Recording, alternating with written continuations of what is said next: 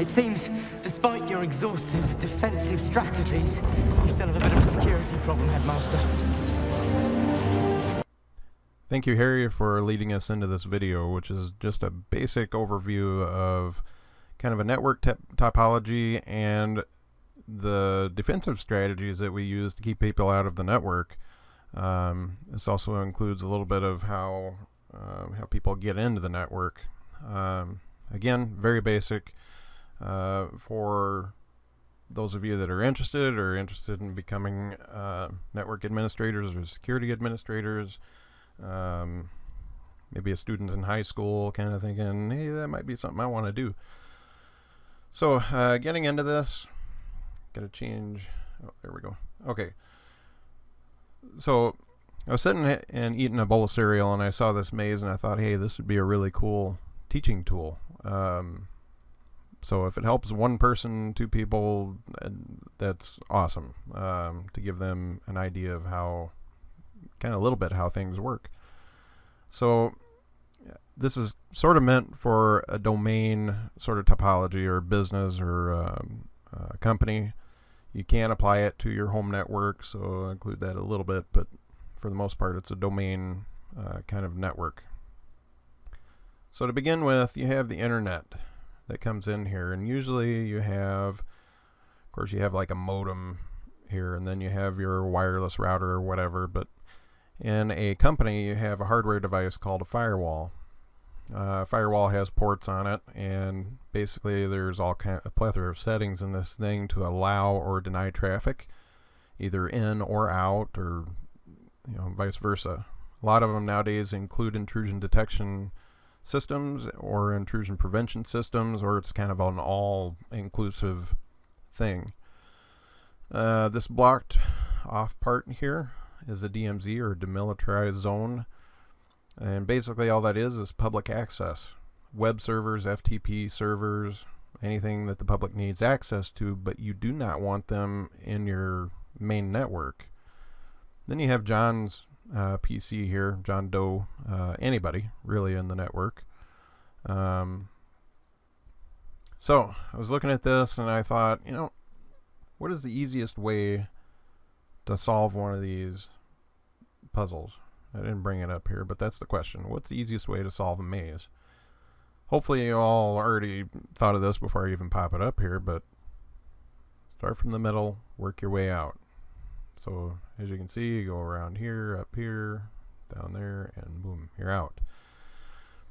So the other thing to add to this is hackers. Hackers keep me employed and give you guys headaches. They spread ransomware, advanced persistent threat. That's a whole topic in itself. It's basically a hacker spending a lot of time and doing things very meticulously, methodically, slow, and a lot of times people don't even see it until it's too late. So anyway, and then you have remote access Trojans. That's the example I'm going to be using in this. They just do bad stuff. That's hackers. So the question is how does the hacker wreak havoc on a network or gain access to John's PC? The answer is very simple, if you haven't thought of it already. Email and web. So email would be anything, phishing attacks.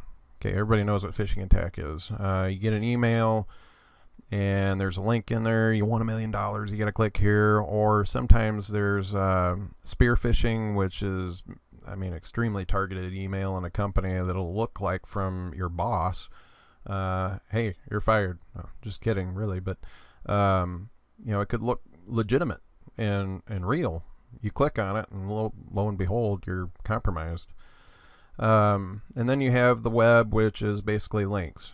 If a website gets compromised or falls victim to cross-site scripting, link is added in there for somebody to click on. It'll lead them to another site. And anyway, so in this example, John gets an email. He doesn't know any better. He hasn't learned this stuff. So he clicks on the link in the email that he's won $1 million or whatever.